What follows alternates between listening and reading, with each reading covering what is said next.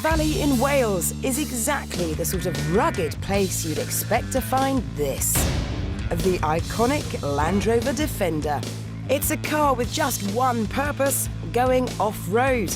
And for an incredible 60 years, it's barely changed at all. So imagine the buzz in Defender land upon hearing the news about this new reworked version.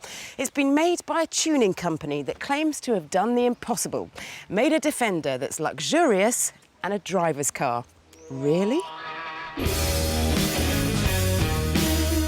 The Prindiville Edition Defender, in collaboration with Alive Tuning, costs a whopping £52,000.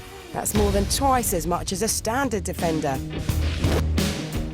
To see if it really can turn 6 decades of off-road tradition on its head, I'm taking it far, far out of its comfort zone.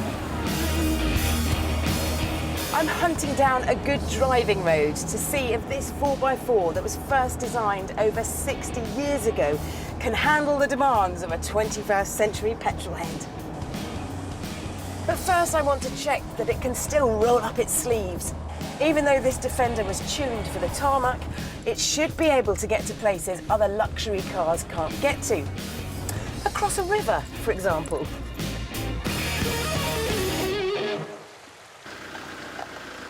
Now this has got a low ratio and a diff lock, but I don't think I'm going to need it. It is 5 centimetres lower than a normal Defender though, and it has got much bigger and wider 18-inch tyres. But we seem to be going across very well indeed.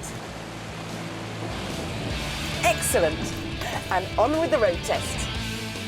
Under the bonnet is a modified version of the standard Land Rover Defender's engine.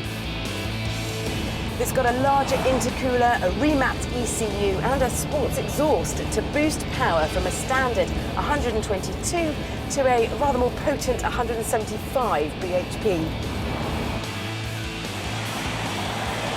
It's got sports seats which give a much more comfortable driving position and a little bit more legroom, and a really small racing car's steering wheel, which I have never seen in a Defender before. So, does all that make it more usable than a normal Defender? Time for a closer look.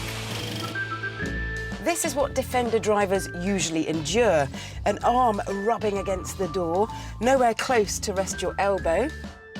A steering wheel the size of a satellite dish, lots of hard plastic and the odd exposed screw head.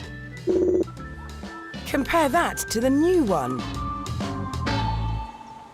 This is more like it. Super soft leather with stitched piping, shiny, touchy-feely plastics, tactile roof and thick padded elbow rest that I can actually reach. This feels less like a UN vehicle going into a war zone and more like an actual car. Not only have they hidden the exposed bits and added layers of trim, they've given every panel at least 2 layers of sound insulation. And that makes a difference, but it's not big enough because you'll still need industrial-sized earmuffs to stop that tractor clatter coming in from the engine. As you'd expect, the ride is bouncy, but it's sort of like a soft bounce because those big tyres and the sports seats soak up some of the bumps. What's impressive is the lack of body roll. It's got up-rated anti-roll bars and custom-made dampers which really hanker down the body towards the tarmac. In a normal Defender, you're pitching about and wallowing around like a boat. Here, it feels much more planted.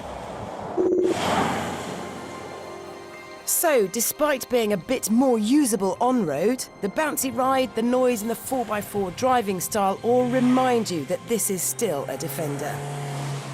Underneath, it still feels like a farm vehicle, but with a bit of nail polish.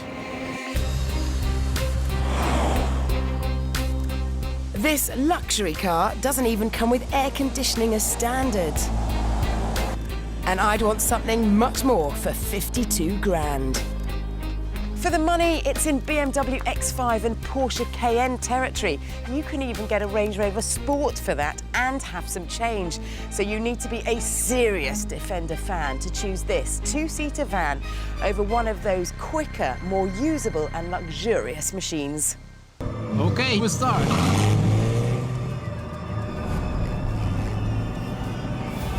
Well, the lights are going out.